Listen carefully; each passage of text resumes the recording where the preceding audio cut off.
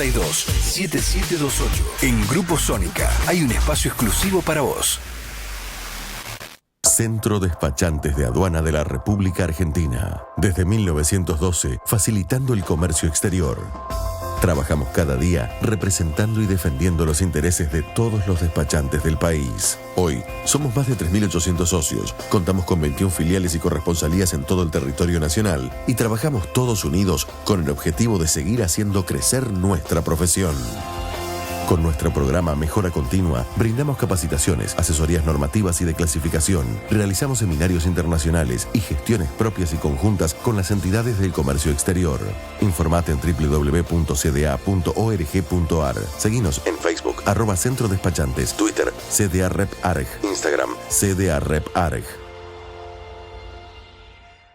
Para ellos, que llenan nuestro corazón, y a los que deseamos brindarle lo mejor, llegó Wow Glam.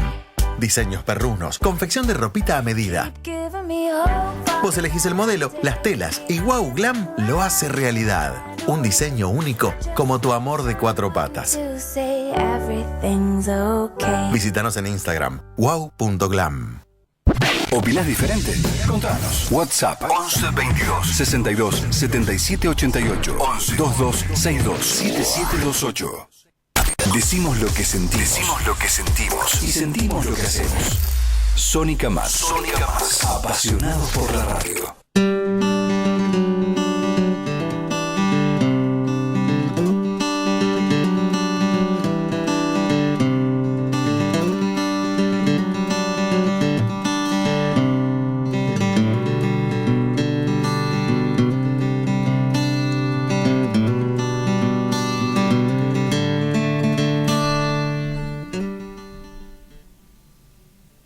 Hola, ¿qué tal? Estamos acá en Tiempos de Familia y Salud por Sónica Más.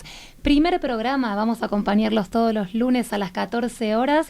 Les habla Valeria y estoy acá con Marina. ¿Cómo estás, Mari? Hola, qué alegría, qué lujo estar acá en la radio, nueva radio, programón. Bueno, soy Marina Alperín, licenciada en Psicología, estoy con Valeria Broinstein, la directora de la revista Somos Infancia, y les cuento lo que tenemos hoy. Dale, por favor. Tenemos una entrevista con la doctora Cecilia Basile, que nos va a hablar sobre consultas pediátricas. Súper interesante. Súper interesante, ya nos pueden ir mandando por todas nuestras redes. Por consultas, mensajes, lo que quieran. Lo que necesiten. Viene la licenciada Mariana Pérez, nos va a hablar, ella es nutricionista, nos va a hablar de alimentación saludable en la infancia. Ah, temón, me encantó. Una genia. Y cerramos con una visita acá en el piso. En el piso viene la licenciada Silvia Ovalle, que nos va a hablar sobre conflictividad en el aula. Interesantísimo. Me encanta. Estamos para acompañarlos. Vamos a presentar entonces a Cecilia. Tenemos a la doctora Cecilia en línea. A ver si ya está. Dale. Hola Ceci, ¿estás por ahí? A ver si la escuchamos a ella. A ver.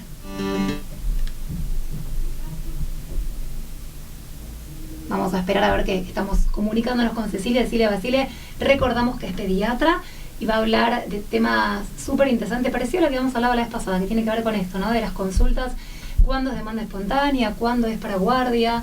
Parece que está súper interesante el tema, así que vamos a hablar con ella. Bien. Vamos a esperar la comunicación, que a veces los teléfonos pasan esas cosas, pero bueno, debe estar ahí esperándonos. Les cuento, la doctora Cecilia Basile es pediatra y también consultora psicológica. La podemos encontrar. Tomen nota. Es difícil la red social, así que anoten. Tomen nota. Cecilia_C,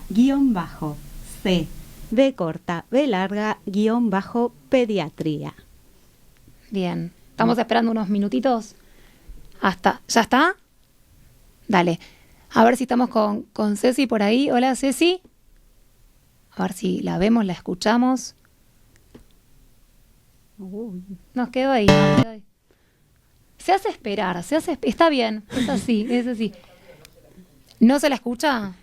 Nos avisan que no sale bien al aire, Cecilia. A ver, qué raro. Le vamos a mandar un WhatsApp, les cuento todas las preguntas que teníamos preparadas para ella.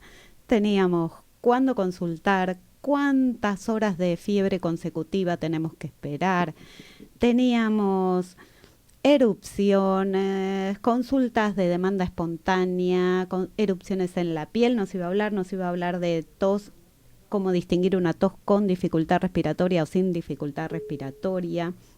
Ella nos está escuchando a nosotros, que es re bueno, pero no la podemos escuchar a ella, ya está.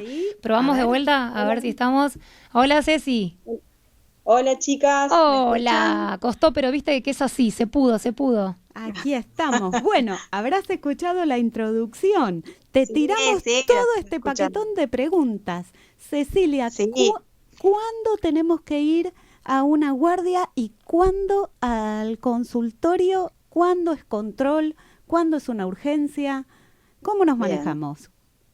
Bueno, como le contaba Vale previamente a organizar esto, es una de los tantos problemas que estamos teniendo en la salud, no solo pública, sino también privada, de tanta gente que concurre a las guardias pediátricas.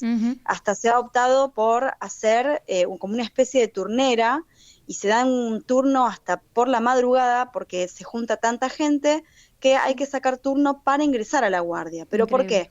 Porque hay consultas que realmente no ameritan, porque no es una urgencia. La guardia, ya sea de clínica médica o de pediatría o de cualquier otra especialidad, fueron creadas para casos de urgencia, pero en pediatría se ven muchos casos que no es para urgencia y sí es para un consultorio de demanda espontánea. Perfecto. Por ejemplo, la fiebre es una de las causas más frecuentes de consulta.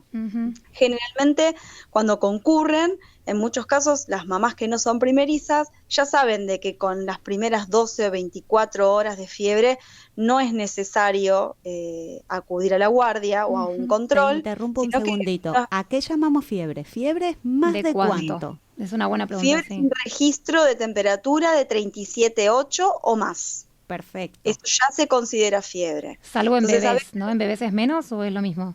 No, es exactamente lo mismo. Es lo mismo. Bien. A veces lo que sucede es que ante el nivel de ansiedad y de preocupación se concurre enseguida y a veces los cuadros clínicos todavía no dieron ningún tipo de síntoma más que la fiebre. Entonces el médico no puede hacer demasiado porque no encuentra otro síntoma más que la fiebre, ya que tiene pocas horas de evolución. Claro. Entonces, lo que solemos decir los pediatras es que mientras el estado general del niño sea bueno, que obviamente cuando tiene fiebre va a estar decaído, pero si uno le da el antitérmico, se da cuenta de que el niño repunta, que tiene un poco más de apetito, que está un poco más animado, no es para que consulte inmediatamente, sino que se pueden esperar entre las primeras 48 y 72 horas de evolución de la fiebre, ¿sí? Perfecto. Bien. Dolor de oídos, tos. Sí. Todo esto, por ejemplo, tos, catarro de vía aérea superior, dolor de oído y angina fueron las causas más frecuentes de consultas de estos últimos meses. Claro. Y también a veces nos preocupa, sobre todo en los bebés muy chiquititos, que un pequeño catarro, por más que sea solo de la nariz, a un bebé recién nacido de pocos meses de vida, le obstruye la vía aérea, entonces va a empezar a tener dificultad para respirar, dificultad para alimentarse. En esos casos, en bebés tan pequeños, sobre todo en menores de 3 meses, quizás sí es necesario acudir, porque el pediatra tiene que constatar de que el niño pueda respirar bien, porque solamente respira por la nariz. Claro. El recién nacido no sabe respirar por la boca, entonces si tiene su nariz obstruida no va a respirar bien. Pero niños más grandes, con solo un catarro de vía aérea superior, no es necesario que acudan a una guardia. Y lo que es angina y dolor de oído, lo que uno intenta, al menos las primeras 24 o 48 horas, es tratar los síntomas. Así que tranquilamente en casa, mientras los padres sepan la dosis de ibuprofeno o paracetamol o novalgina, es el nombre comercial, pero bueno, la dipirona, pueden empezar a darle analgésicos y antitérmicos en su casa. No es necesario que inmediatamente concurran a la guardia por estos síntomas. Además siempre está Ceci, el pediatra de cabecera, que por lo general uno tiene el contacto para consultar y te dice cuándo y demás. O sea, eso está bueno, sí. Pero sí, es súper importante. Pregunta polémica, ¿jarabes para la tos? ¡Ay! Muy buena esta pregunta en realidad. Porque niños y adultos, te lo sumo los adultos también ahí, Sí, sobre todo vienen al control o a la consulta por consultorio diciendo que por ahí fueron a una guardia, en algunos lugares les recetaron jarabe y a veces no, a veces van directamente a una farmacia y piden al farmacéutico que les dé un jarabe para la tos. La realidad es que en pediatría no está comprobado desde la ciencia que el jarabe para la tos en los niños aporte en algo positivo, por lo cual no soy de las pediatras que indican jarabes para la tos. Obviamente hay otros pediatras que lo recetan, pero la realidad es que no hay nada científicamente comprobado de que sea necesario recetarlos. Además, Ceci, dicen, por ahí leí y me estoy tratando de amigar, con que la tos es buena, ¿no es cierto? Totalmente. Porque lo explicaba la vez pasada una pediatra. Uno le tiene tanto miedo a la tos y quiere que se vaya, pero en realidad es todo lo contrario. Exacto. Justamente era lo próximo que les iba a decir con respecto a la tos, que la tos es un síntoma de que hay moco en la vía aérea y que es necesario sacarlo. Es un mecanismo de defensa que tenemos. Es molesta, y no soy solo pediatra, sino también mamá, y cuando mis hijos tienen tos, odio escucharlos toser, me desespera escucharlos toser, pero lo que tenemos que hacer es afinar un poco el oído. Si la tos es seca, persistente e irritativa, esa tos es de tipo inflamatorio, y esa tos sí es la que necesitamos tratar y que generalmente damos corticoides para desinflamar la vía aérea y para que esa tos vaya desapareciendo. Ahora, la tos que es productiva, esa que moviliza moco, que notamos que está como cargada, muchas veces los papás me dicen, es una tos cargada, bueno, es esa tos con moco, esa es la tos que queremos que sí exista, porque es la que va a sacar moviliza el moco y saca el moco de la vía aérea. Y esa tos con chiflidito, como de gatito. Ahí está el tema. Ahí está, bueno, esa es también a la que le tenemos que prestar atención, porque en los niños que ya tienen antecedentes de broncoespasmos, obviamente que la madre o el padre ya está entrenado y ya se da cuenta cuando ese silbido es una sibilancia. Nosotros llamamos sibilancia a la obstrucción del bronquio. Si el bronquio está obstruido, no entra y no sale aire del pulmón como debería. Entonces, ante ese tipo de tos o ese ruidito en el pulmón, sí tienen que acudir a una guardia, sobre todo si el niño tiene antecedentes de broncoespasmos, ¿sí? Pero bueno, sabemos que la tos, salvo esa tos seca, irritativa, que va a necesitar sí o sí un corticoide, la tos productiva no es necesario que acudamos enseguida a la guardia. Podemos empezar con vapores o con nebulizaciones con solución fisiológica para ayudar a que esas secreciones sean más fluidas, entonces cuando tose el niño sea más fácil poder expectorarlo el moco. Perfecto, bien. Escúchame, otro gran tema, vómitos y diarrea. Sí, vómitos y diarrea, hubo mucha gastroenterocolitis también este último tiempo, estas últimas semanas, es la época donde resurgen estos virus que producen este cuadro. Lo más importante de esto es que el niño no se deshidrate. Si los vómitos son espaciados, es un vómito cada 1 hora, un vómito cada 2 horas, sabemos de que el niño vomita, pero nosotros le vamos a ofrecer un líquido en forma fraccionada, o sea, tomando de a poquito, y se va a rehidratar. Distinto es aquel vómito que es uno constante atrás del otro. Y a pesar de que le estamos dando líquidos, vuelve a vomitar este líquido y vuelve, ¿sí? Y si aparte de esto se suma la diarrea, pierde líquidos por ambos lados. Entonces, en esos casos donde hay vómitos que nosotros los llamamos incoercibles, o sea, que no paran, son 3 o más vómitos a lo largo de 1 hora, y si aparte se suma diarrea, eso sí amerita ir a una guardia antes de que el niño se deshidrate. Caso contrario, son vómitos aislados, son deposiciones aisladas. Deposiciones me refiero a las cacas, ¿no? Que son aisladas. Ahí no habría problema porque el niño tiene tiempo de rehidratarse. Y un dato importante de esto es que la rehidratación es siempre o con sales de rehidratación, que las indica el pediatra, o con agua potable. No se da ni Gatorade, no se da tampoco la 7up o esa... sacándole el gas y toda esa historia. Que saca el gas. No, la realidad es que estos tipos de bebidas lo que hacen es generar más diarrea por la cantidad de azúcar y de sales que tienen. Los mitos de antes que se usaba todo eso. Exactamente. Sí. Bien, perfecto. Sí, dejarlos dormir. ¿Se duermen? ¿En qué caso? Digo, se pueden dormir, viene con una serie de vómitos, viene con, bueno, diarrea no sería problema, pero viene con vómitos, los dejamos dormir, tienen que dormir inclinados, tienen que... Sí, siempre si se durmieron y estuvieron con vómitos, tratar de dejarlos o semisentados o de costado. cosa que si aparece el vómito y uno no está al lado del niño como para poder darlo vuelta, disminuir el riesgo de aspiración. De aspiración. Sí, bien. Perfecto. Escúchame, Ceci, y te vamos pasando de tema en tema, pues son un montón y queremos abarcar todo. Tema traumatismo leve o traumatismo, o el nene que se cayó de la cama, así como resumido, como cuándo tenemos que tener en cuenta, qué tenemos que tener presente. También podemos hablar del tema de si se duerme o no se duerme.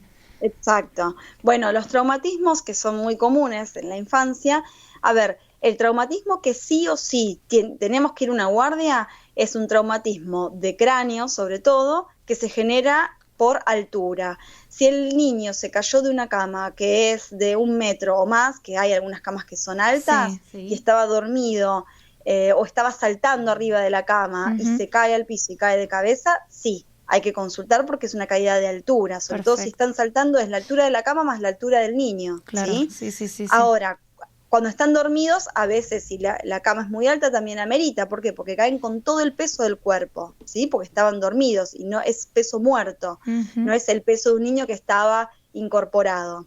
Entonces, en esos dos casos, cama muy alta o niño saltando arriba de una cama o que se subió una parecita, se cayó y se golpeó la cabeza, sí, hay que consultar y mínimamente se hace una radiografía de cráneo, de frente y de perfil, y el pediatra evalúa o un traumatólogo si hay algún tipo de fractura.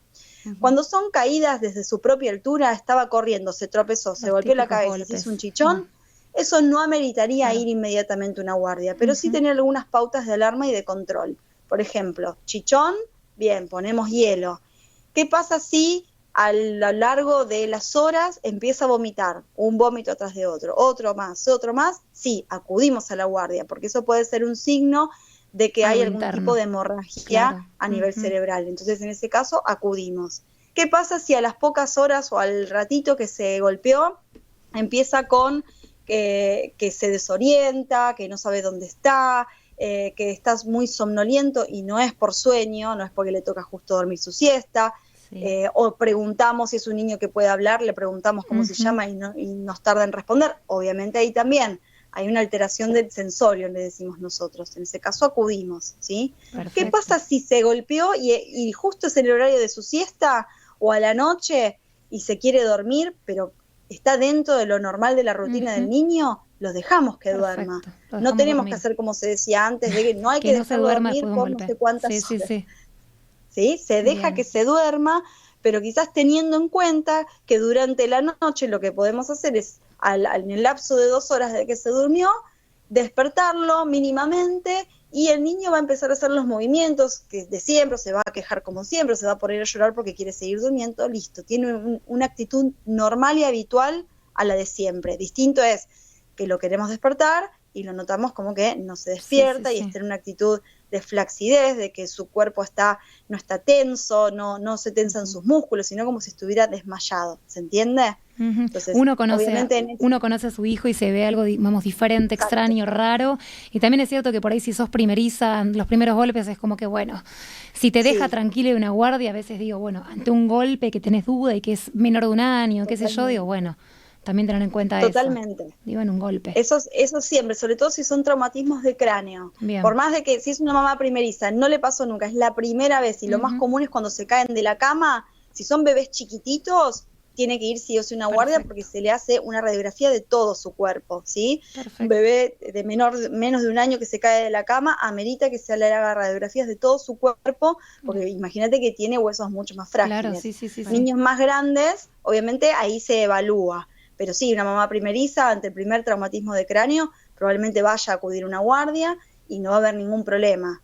Pero bueno, esto es más como pautas para que sepan cuándo hay que salir corriendo y cuándo se puede esperar. Exactamente, fundamental. Bien. Y por eso te súper agradecemos, Cecilia, que es fundamental saber para no abarrotar a las guardias de gente y para poder hacer un buen trabajo y una buena atención en las guardias. Totalmente. Discriminar qué tema se puede manejar desde casa, qué tema se puede manejar con el pediatra de cabecera, qué tema es para los controles mensuales, podemos ir anotando y sobre todo anticiparnos. Bueno, a ver, si tiene fiebre, ¿qué le doy? ¿Qué dosis le doy? Y me quedo tranquila esperando esos días, esas horas en casa. Así que la verdad que Muchísimas gracias. Tenemos mucho más para hablar con vos, Ceci. Sí, tenemos seguro, poquito tiempo de justo hoy empezamos y tenemos Sí, 3 obviamente. profesionales, pero te volvemos a convocar, queremos que vuelvas, sos una genia, sabes un montón, sos mamá de 2 o de 3. De 2. De 2. No, de 2. No, Ahí me llego. dijo ahí como que no voy a meter uno más. No, por favor, ya 2 es suficiente. Gracias, Servicio chicas, de te agradezco futurología por el- a cargo de Valeria. No me hago cargo, no. Pero una genia, Ceci, yo la quiero muchísimo. Así que de verdad, de acá de Gracias. Tiempos de Familia y Salud, te agradecemos muchísimo que hayas estado en nuestro mi primera entrevista. Así que Sí, gracias, súper agradecida Una y un genia. honor haber participado y sí, espero ser parte de muchas más. dale. supuesto. Gracias por estar del otro lado. Beso enorme. A ustedes, chicas. Gracias. Hola, soy David de la marca de ropa 200 nudos y los invito a escuchar la próxima entrevista. Dale. Tiempo de Familia y Salud. Ya lo dije. Otra vez. Por familia de saludos En Radio Sónica. en Radio Sónica. Más fuerte. En Radio Sónica.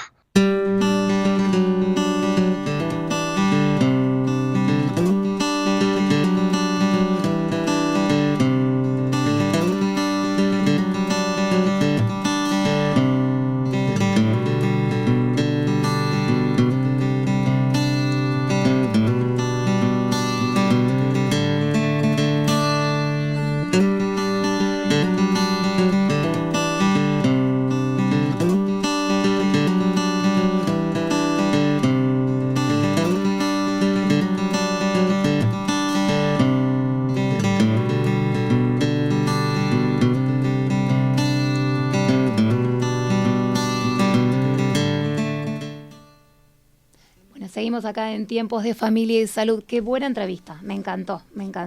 ¿Y La verdad cómo que- sigue el día? ¿Cómo sigue? ¿Con quién seguimos? Estamos en comunicación con la licenciada Mariana Pérez. Ella es nutricionista, asesora en lactancias.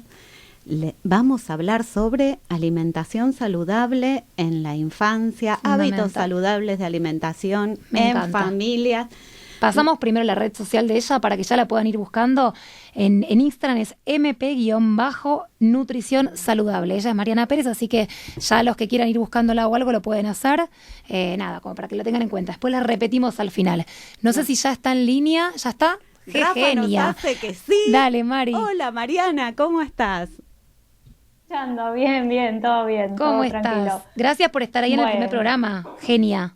No, por favor, gracias a ustedes por la invitación. Es la primera vez que estoy acá en este espacio, así que... ¿Nunca estoy en radio? contenta, la verdad. No, nunca en radio, Ah. Nos tenés que venir a visitar. Tenés que así venir que al piso. Acordate lo que te digo. Sí. Promesa de estar ahí presente. Dale, Sí, tomadísimo. voy ahí, voy Y ahí. hoy, ¿qué tema cuanto pueda. fundamental? Alimentación saludable infantil, alimentación Todo un familiar, tema. Oh, de todo. consumos de azúcar, Tanto alimentos deseable. ultraprocesados, Sí, procesados. Mira, te tiramos así De como todo. un paquetón Sí. gigante de preguntas. Más culpa cuando no logramos eso. Te metí la última también. Claro, no, está bien, o sea, es como un combo de un montón de temas que tienen que ver con lo mismo, o sea, en realidad ponerse a pensar en qué le ofrecemos a nuestros hijos desde muy pequeños, desde que comienzan a tener sus primeros contactos con los alimentos y también un poco empezar a repensar la alimentación familiar, porque cuando comienza este periodo de alimentación complementaria, es como que los papás los papás y las mamás empiezan a preocuparse qué darle de comer lo más sano a sus hijos, pero también ellos empiezan a repensar qué es lo que tienen en la casa para ofrecerles. Entonces hay una estructura de alimentación familiar que se va modificando a través de cómo queremos alimentar a nuestros hijos, o sea, cómo queremos empezar a que estos pequeños empiecen a tomar contacto con los primeros alimentos. Ahora hay mucha información dando vuelta, no es como antes que uno solamente tenía el médico y bueno, se basaba con lo que el médico pediatra le decía, sino que ahora las familias tienen mucha posibilidad de acceso a diferentes fuentes de información, pero siempre está bueno poder consultar con otros profesionales. Demasiadas fuentes hay ahora, María. Claro, tal Ese cual. es el tema. O sea, si tienen dudas, no quedarse con tal vez una opinión y decir, bueno, voy a consultar tal vez con alguien que esté más en el tema alimentación y tener como, profesionales de referencia, ¿no? Como para estar más seguros al momento porque es todo un hito en el tema de la salud infantil. O sea, cuando uno empieza a ofrecer alimentos diferentes a la leche que el bebé venía tomando, sea leche materna, fórmula, lo que sea.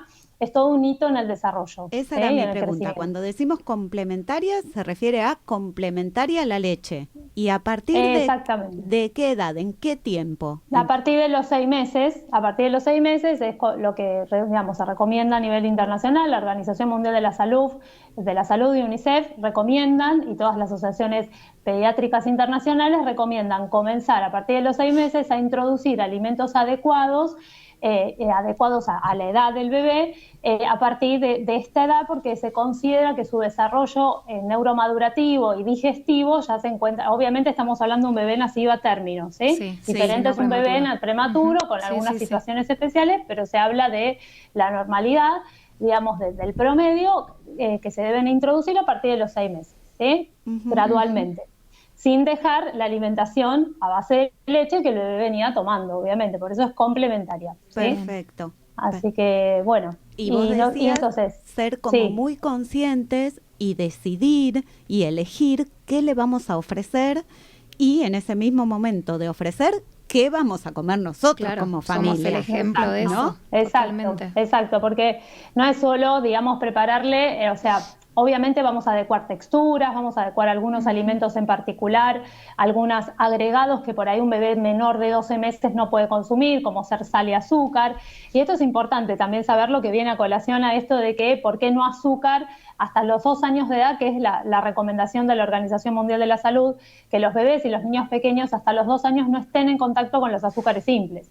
Justamente tiene que ver por una cuestión preventiva a distintas enfermedades metabólicas que pueden surgir en la vida, digamos, en la vida futura de ese bebé, que uno tal vez no lo piensa, de que son tan chiquitos, son chiquitos, pueden comer de todo.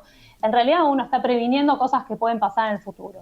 Si uno se cuida uno mismo, también va a cuidar a su bebé desde el principio. Y aparte la alimentación en los primeros años, 4 o 5 años, es como, clave. Es el todo, ¿no? Los famosos primeros 1000 días y demás, es el todo. Escúchame, Marian, te hago una pregunta.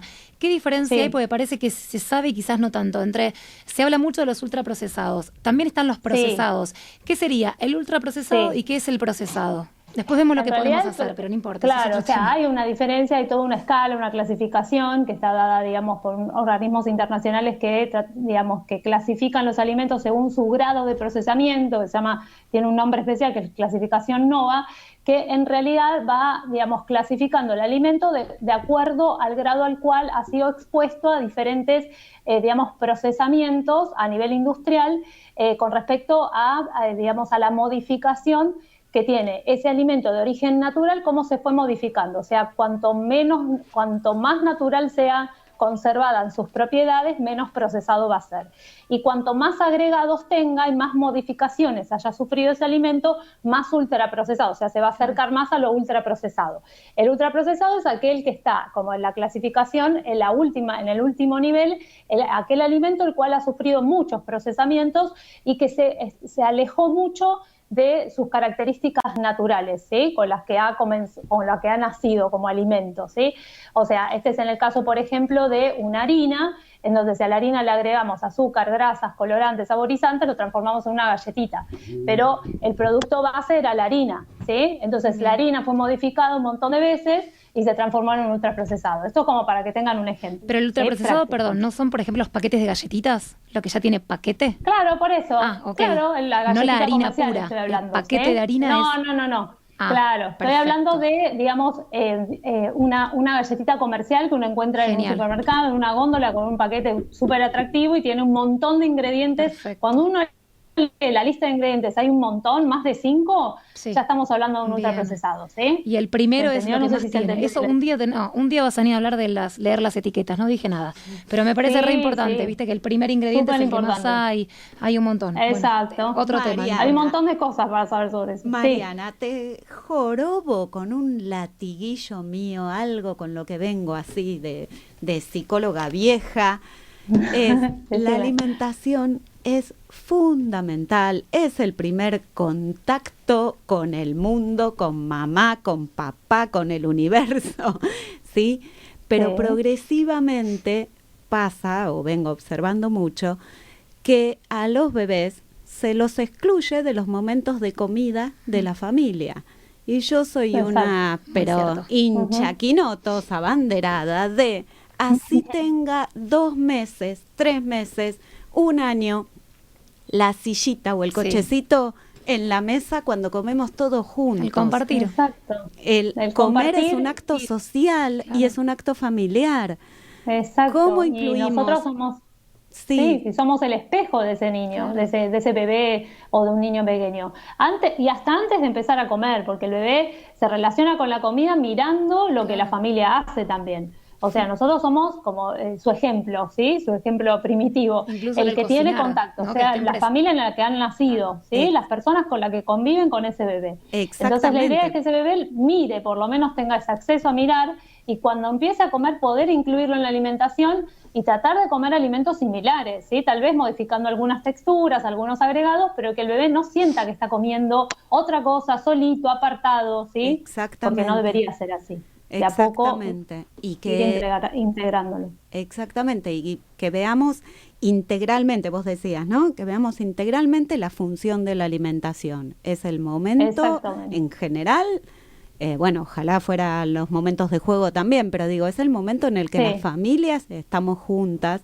Así la familia reúne. sea solamente mamá o Sí, papá quien sea. o uno Sí. solo El y adulto que ese acompañe. nene o Sacar esa los nena. dispositivos y esas cosas que son fundamentales, que Exacto. parecen obvias, pero dispositivos no solamente me refiero a una tele, ¿no? A tener el celular en la mesa y estar comiendo y esperar que me Sí, llegue un mensaje. nada de pantallas, distracciones, porque no lo hacen conectar. La idea es que uno se conecte, y esto también como adulto es importante.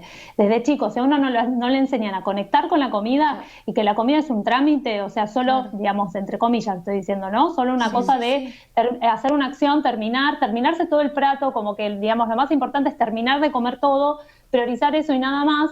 Entonces se están escapando un montón de otras cosas que tienen que ver con la conexión de la persona desde edades bien tempranas con el alimento. Esto lo va a ayudar después en el futuro a tener una mejor relación con la comida, una mejor conducta, una conducta como más natural, en que la comida es parte de nuestra vida, es parte de una reunión social y es parte de todo lo que uno hace, no como algo apartado y que lo tengo que terminar lo más rápido posible y que solo me sirve para estar, para crecer y nada más. O sea, tiene un montón de otras funciones. Te ¿sí? pongo- Así que bueno, la idea es que se tome conciencia otra de- típica lo antes que posible. vemos Sí. sobre todo en el consultorio, supongo que vos también lo verás, premios y castigos con la comida. Las comidas buenas sí. y las comidas malas. Terminar el plato y tenés después... Están llenas Sí, de exacto. adjetivos. Las verduras, lo verde es feo, el peso que se le adjudica a la sí. comida, tal cual.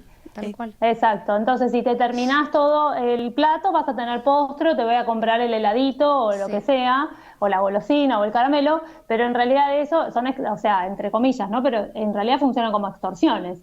O sea, el niño o la niña va a comer porque la mamá, el papá o el adulto que esté a cargo le va a ofrecer algo, o sea, a cambio de esa acción, pero no le está haciendo reconocer por qué tiene que comer. No a cambio de algo, ¿sí? Ni un premio ni un castigo, o sea, más allá de que sea algo que tenga connotación positiva o negativa para ese niño, en realidad no debería existir de esa manera. Habría que tal vez buscar otras herramientas para educar a nuestros hijos, no con extorsiones, ¿no? Con la comida ni con nada. Pero bueno, es algo muy frecuente. Y también con el tema de las pantallas, no solo con otro alimento, sino decir, bueno, no te dejo mirar la tele. Digamos, en realidad la pantalla no debería existir en ningún momento de comida porque, como dijimos antes, momento de conexión entre las personas, ¿sí?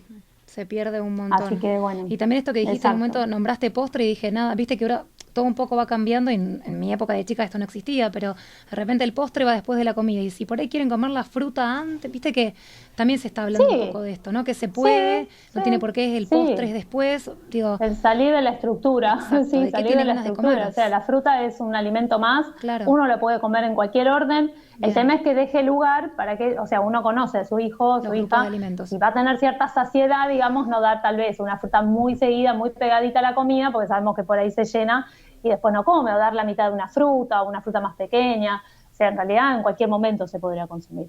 ¿sí? Perfecto. Así que... Mariana, sé que vos brindás unos talleres, sé Ahora, que próximas fechas. Exacto. exactamente. ¿Nos querés contar algo de tus talleres? Sí, Estamos, sí, en realidad, bueno, yo hago todo lo que tiene que ver con la alimentación materno-infantil, talleres que tienen que ver con la alimentación en el embarazo, también la alimentación en los niños pequeños y en los bebés, el BLW, bueno, un montón de cosas de alimentación complementaria. Y ahora el último taller que vamos a estar lanzando en esta semana es digamos, un taller interdisciplinario, que lo voy a estar dando con otras profesionales, para familias con bebés que tienen diagnósticos de alergia a la proteína de la leche de vaca, o más conocida, llamada APLB, ¿sí? Que esa es la sigla más conocida habitualmente. Este va a ser un taller virtual y bueno, lo estamos ofreciendo en mis redes, en diferentes canales. También acá en la revista hay también un flyer, así que el que se quiera meter en la revista pasanos también, rápido en la un contacto agenda. para quien le interese, pasanos rápido si querés un celu, un mail o algo, más allá de tus redes. Bueno, a donde tienen que escribir es a tallerAPLB22@gmail.com. Ese es el mail de inscripción. Perfecto. Donde pueden, digamos, también obtener toda la información que necesitan, ¿sí? Sobre el taller de qué se va a tratar. De APLB queremos que vengas a hablar también. Es un temón. De las alergias en sí, ¿no? Todo pero un temón. Nada, nosotros hicimos vivos, un montón de notas en la revista, pero es un tema que hicimos mucho sobre que eso, es muy delicado. Es verdad. Hay casos graves incluso, falta mucha información en las escuelas. Y falta mucha información, exactamente. Así que es un tema para hablar mucho. Sí. Y estaría bueno tener un espacio para hablar de esto. Si no lo vivís, en algún momento. Me gustaría. No sabes lo que es la dieta del amor y compañía, digo. Hay que atravesar por todo eso porque, nada, es difícil. Atraviesa mucho, mucha emoción, hay mucho de qué hablar, no solo de lo alimentario, tal cual, verdad. Tal cual. Totalmente. Bueno, así que, bueno, Mariana, la verdad un gusto, un placer que hayas estado con nosotros. Estoy muy contenta. Sabés que vas a volver, no te lo tenemos que decir. Obviamente. Sí, con por todo supuesto. lo que tenemos para hablar, arreglar una fecha, un horario. Esto se lo digo, yo quiero que hable de selectividad alimentaria. De hecho, confieso y lo digo y ya dejo. Yo he tenido consultas con ella por mi hijo, así que nada, lo tengo que decir porque es súper humana y divina. Mi hijo pasó por ese momento, así que yo consulté y me sentí recontenida. Y es un temón. Listo, compromiso establecido. Te esperamos por acá. Vení, animate. Pero vení a los estudios. Animate a los estudios. Sí, presencialmente, esa es mi promesa. Tiene otra magia. Que la vamos a cumplir antes de fin de año, ya dijimos. Dale, perfecto, para vernos. Muchas gracias, Mariana. Que tengas un lindo día. Un beso grande. Gracias, Ustedes Mariana. También, y muchas gracias por la invitación. Chao, a vos, gracias. Gracias.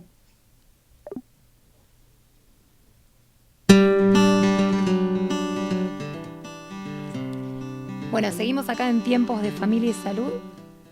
Nada, espectacular. La verdad que un tema mejor que el otro. Sinceramente nos vinimos con todo. Este primer programa. Pero no estamos solas en los estudios. No, hay alguien que hace rato está acá, pero en silencio. ¿Quién nos está esperando? Está Silvia Valle, que también es parte de la revista. Nos conocimos en persona porque no nos conocíamos. Así que un placer. Les cuento esto rapidito. Silvia es licenciada en psicopedagogía, es profesora de enseñanza primaria y es autora del libro Alumnos Hoy, Desafíos e Intervenciones. Y para los que la quieran seguir en redes, después la repetiremos, pero es @lic.ovalle. Ya la pueden buscar, ir viendo lo que hace para tenerlo en cuenta. Ovalle se escribe con B larga y con doble L. Por favor. ¿Sí? Porque una que sabe y que tengo apellido que empieza con H y vivo sufriendo porque me llamo Mariana Alperín, según unos, me llamo Mariana sin H, Galperín sin otro, no. Busquen como Marina y Alperín con H, vamos a buscarla a Silvia como O-B larga A-L-L-E. ¿Les gustó? Me encanta, perfectísimo. Sil, antes que nada, un gracias inmenso y felices que seas la primera que está en vivo. Porque hemos tenido ahí dos, pero que no se animaron, que no pudieron, a veces el horario cuesta, la zona por ahí puede costar, estamos en Congreso, avisamos también. Sí. Pero te viste Villa del Parque, un viaje. Sí, no, pero bien, por suerte. Me encanta. Todo bien. Me encanta. Bueno, muy lindo. Vamos con los problemas. Ajá.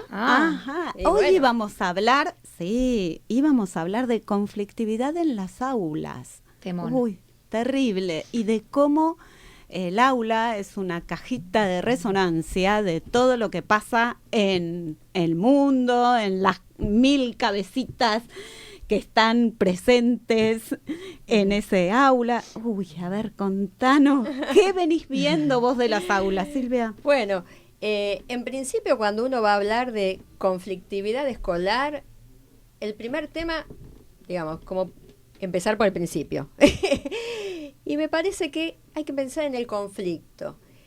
El conflicto es algo inherente a la interacción humana. Uh-huh. Es decir, es algo de la vida diaria, del todos los días. Y uno podría pensar el conflicto como una oportunidad de reflexión, bien, una oportunidad de revisión, una oportunidad de crecimiento personal, en definitiva. Pero ocurre que la sociedad tiene la palabra conflicto como sinónimo de aspecto negativo, de situación negativa. Totalmente. Entonces, bueno, lo negativo lo tapamos, lo metemos. Claro, seguro. Bajo 7 mejor llaves, que no se sepa. Mejor que no se sepa, de eso no hablemos. Sí. En definitiva, ¿qué es un conflicto? Un conflicto es una situación en una relación entre dos partes en las que cada uno o ambas quieren lograr objetivos. Uh-huh. Y que por la percepción de una de las partes o de ambas, esos objetivos son incompatibles. Bien. Ahí apareció el conflicto. Perfecto. Entonces, ¿qué pasa? El conflicto siempre se da en un ámbito, siempre se desarrolla en un espacio, en un tiempo. Eso va a dar un marco. Y además es importante saber y fijarse en las personas intervinientes en ese conflicto. ¿Por qué? ¿Cuál es la característica? Uh-huh. Si es una persona quizá más dialoguista, si es más violenta, si es alguien que habitualmente tiene dificultades en el trato con el otro. Todo eso hay que empezar a mirarlo. Tenerlo en cuenta. Para tenerlo en cuenta, sí. ¿Para qué? Para poder empezar a reconocer qué pasa y buscar las soluciones. Como decían, esto de por qué pensamos el conflicto escolar, y yo empiezo por este tema, ¿no? De qué es el conflicto y demás. Uh-huh. Porque como decía ella, la escuela funciona como una caja de resonancia de lo social. Totalmente. Entonces, sí. ¿Por qué es esto? Porque lo que pasa en la escuela, lo que pasa en el aula, es muy similar a lo que pasa en la familia, claro, a lo que pasa en la casa, a lo que pasa en el barrio, a lo que pasa en la sociedad. De todo eso. Absolutamente. Sí, sí. Con distintos digamos, matices, sí, con distintos personajes, con distintos condimentos, pero los cánones son los mismos. Entonces, desde el docente, eso hay que empezar a considerarlo, desde el docente y los directivos, empezar a considerar que eso está pasando. ¿Y qué vemos nosotros? Digamos, lo que uno ve es que en las últimas, especialmente en las últimas 2 décadas, uh-huh, ha habido cantidad de cambios sociales. Sí. Además de eso, el avance tecnológico ha sido vertiginoso, y eso influye mucho en todo lo que son todas las relaciones. Y el otro tema que yo incluyo hoy día es la pandemia. Sí, un antes y un después. Exactamente, sí, tal como lo decís, Valeria. Un antes y un después. ¿Por qué? Y en todas las edades. Exactamente. ¿Por qué? Porque la pandemia, que fue una situación mundial, lo que generó cantidad de cambios, cantidad de situaciones diversas. Si lo pensamos en el caso de Argentina, lo que vemos es que la pandemia significó mucha pérdida,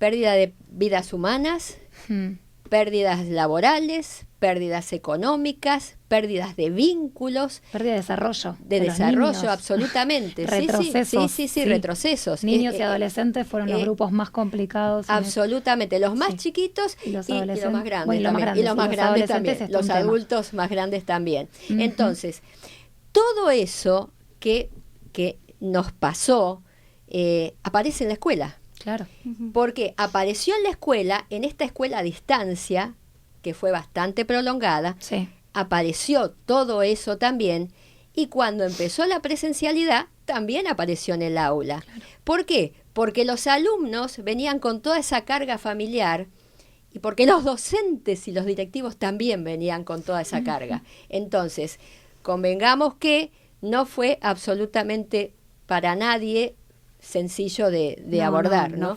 No fue ni fácil, ni gratuito, ni lo está haciendo.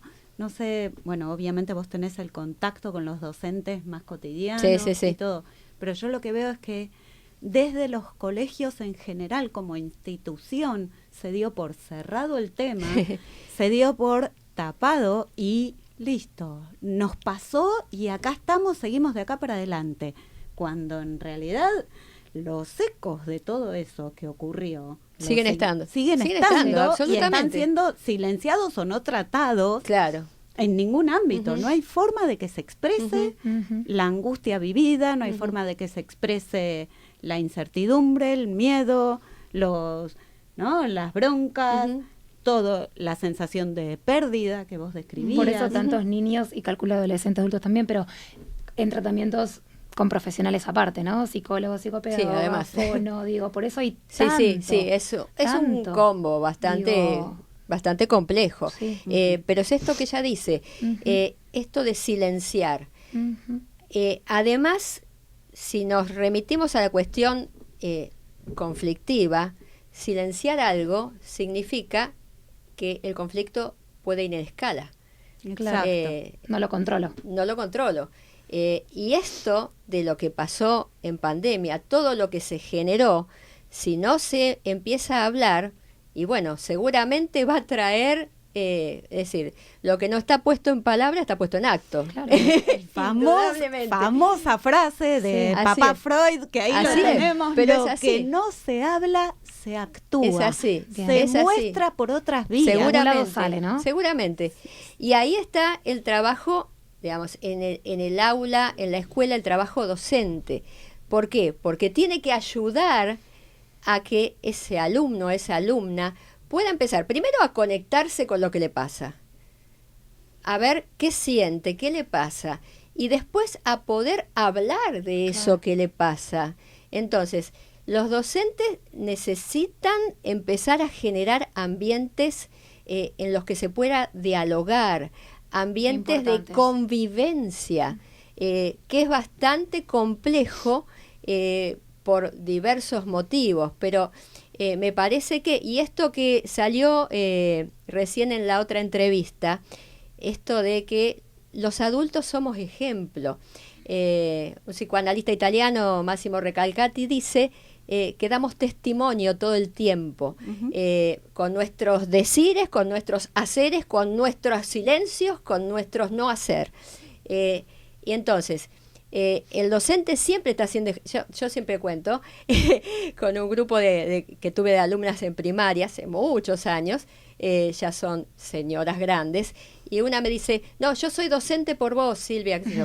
Otra me dice, no, yo soy psicóloga por vos. Yo soy psicopedagoga, pero no, yo soy psicopedagoga. Yo siempre digo, bueno, la que seguro no me dice que es por mí es aquella que desde hace muchos años baila en una comparsa de Entre Ríos, porque ahí seguro que no fui ejemplo, pero convengamos que todo el tiempo estamos siendo ejemplo. Totalmente. ¿De qué?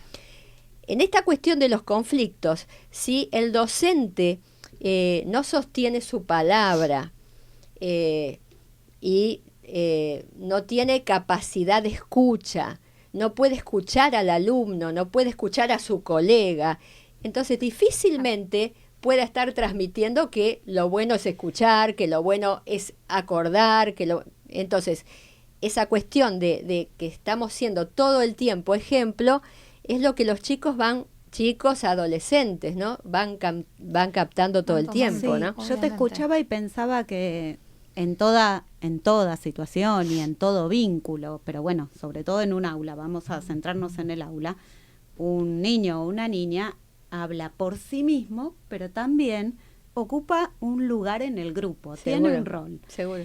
Y el docente también tiene un rol, y muchas veces queda medio desdibujado qué le pasa a cada docente en particular con ocupar este rol, esto que vos decías, de ser ejemplo, de ser el contenedor, de ser el que tiene que leer lo que grupalmente está ocurriendo, y a su vez leer y escuchar lo que individualmente está ocurriendo. Seguro, sí, desde dónde habla cada niño o cada niña.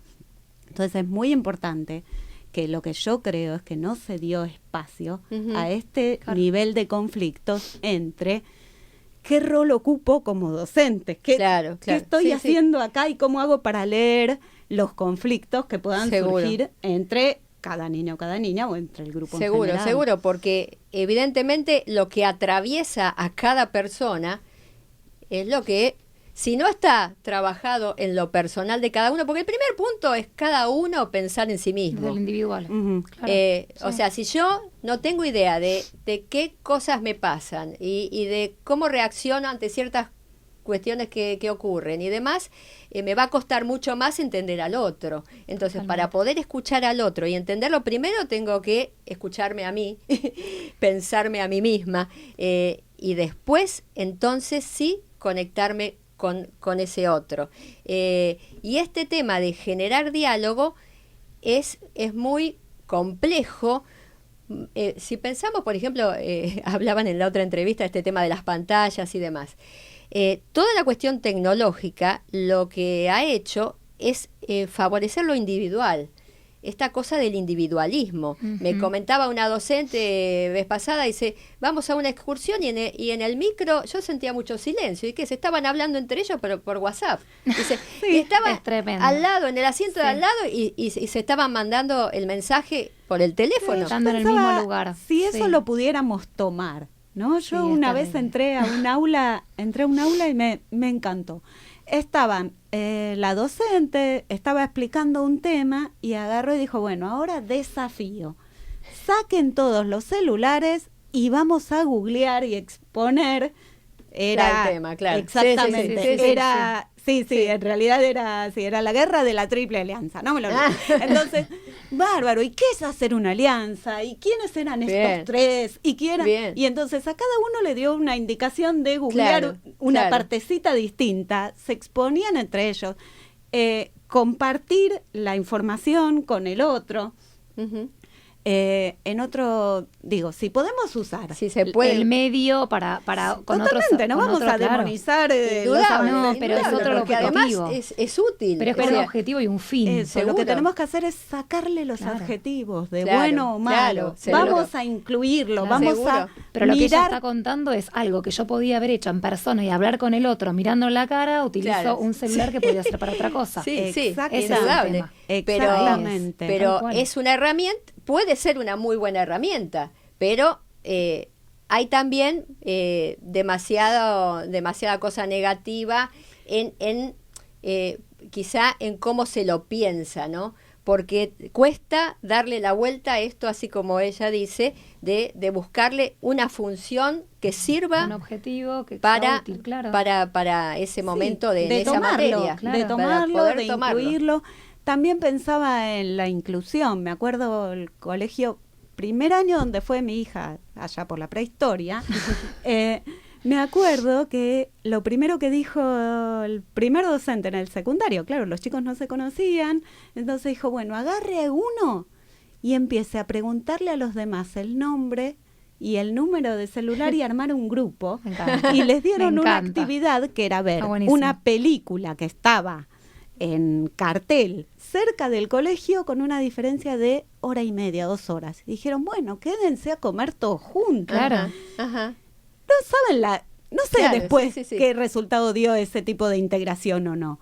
Pero el tener en ya cuenta genera una sensación de ser escuchado, además. Exactamente. Porque ese docente ya sabe que está el celular, ya sabe que hay ciertas necesidades a esa edad, y bueno, ¿cómo hago? Lo tomo. Bien, lo tomo y tal cual. ¿Y nosotras qué sabemos y qué tomamos? Estamos viendo un libro por ahí, que es el libro que comentamos. Recordanos el título. Libro. Alumno soy, desafíos e intervenciones. Pregunto para saber algo importante. ¿Dónde lo pueden conseguir? ¿Está para comprar? ¿Cómo sí, se comunican, si quieren se comunican conmigo, yo se los Pásanos de vuelta un segundo para que no quedarnos cortas después. Tus redes o tu celu, tu mail, si alguien lo quiere tener ahí al libro. Sí, una opción puede ser contacto@silviaovalle.com. Esa es una opción, me escriben ahí. Bien. Y puede ser también. Si no las redes, sino tus redes, la revista, o sea, Seguro. o nos escriben en la radio. Sí. Pero buenísimo. ¿Nos vas a leer un parrafito? Sí, algo cortito. Bueno, escuchamos. En la actualidad se observan con frecuencia dificultades en las relaciones vinculares y en la comunicación. Esto nos lleva a pensar en la importancia que tiene trabajar el intercambio, favorecer la confianza, establecer un lazo. Hay que acercarse al alumno, facilitar el aprendizaje del oficio de alumno, que implica el conocimiento de los códigos institucionales, la incorporación de las normas de convivencia, el acercamiento a los valores sociales que circulan en la institución educativa. Se trata de propiciar la comprensión de la diferencia entre el funcionamiento familiar primario y los requerimientos de una institución de socialización secundaria tal como lo es la escuela. La comunicación y los vínculos se mejoran con trabajo, reflexionando, poniendo en práctica acciones para tornarlos más saludables. Me encanta. Sí. Hay que leer ese libro, hay que leerlo, me gusta. Se soluciona con trabajo. Con tomarlo. Así es, seguro, sí. No es sencillo. Yo siempre tengo una frase que es, no es fácil, pero tampoco imposible. Todo es así. Y mejor que no sea fácil. ¿No Seguro, es mejor? Seguro. Sí. Hoy estoy muy autorreferencial. Te doy una de estas palabras que inventan los chicos cuando son chiquititos. Mi hija decía, di fácil. Ajá. Y era cuando le preguntábamos, ¿pero qué quiere decir eso? Es difícil, pero se puede lograr. Está muy bien, amor, muy bien. Me encanta. Qué bien, bueno, muy bien. Muy bien. Ahí estamos con lo difícil. Tenemos que ocuparnos, tenemos que darle espacio, tenemos que mirarlo y no tapar los conflictos. Vamos, seguro. Vamos adelante. Seguir pensando. Además, esto que nos pasa. Siempre es probable encontrar buenas respuestas. Totalmente. Me encantó. Totalmente. Bueno, más que agradecidas porque estés acá, no, por favor. Vas a volver y ya lo sabemos, y vas a volver o en piso grabado, por teléfono, como sea, pero vas a volver. Bueno, gracias. Vas a estar acá, mil gracias. No, ustedes. Y obviamente la pueden seguir a ella, nos preguntan lo que quieran, eso nos dijimos, cualquier consulta nos mandan después, pues nos olvidamos de pasar el teléfono, la próxima lo pasamos, pero nos pueden seguir por redes y demás, y ahí todas las consultas que quieran. Exactamente. Un placer. Divino, genial, vale. Qué alegría hacer este programa juntas, qué maravilla. Si supieran lo que es la producción, el atrás de escena, los 38 mensajes diarios, más el drive, más los audios, más las llamaditas, más el Zoom. Gracias al operador que tenemos, sí tenemos que decirlo, que si no fuera por él, esto no sale al aire. Rafa, así que, un genio. Gracias por estar de lado, porque atento a todo. Está del otro lado, en todos lados. Está detrás del vidrio, está por WhatsApp. Estamos increíbles. Totalmente. Y sumamente agradecidos a Radio Sónica más. Los esperamos el próximo lunes de 14 a 15 horas. Tengan en cuenta que se repite esta madrugada, a la 1 de la mañana sale la repetición. Y en todas las redes, y todo en va a YouTube, aparecer por en todos Facebook. lados. Impresionante el programa que viene. Así que no se lo pierdan, los esperamos el próximo lunes acá en Tiempos de Familia y Salud.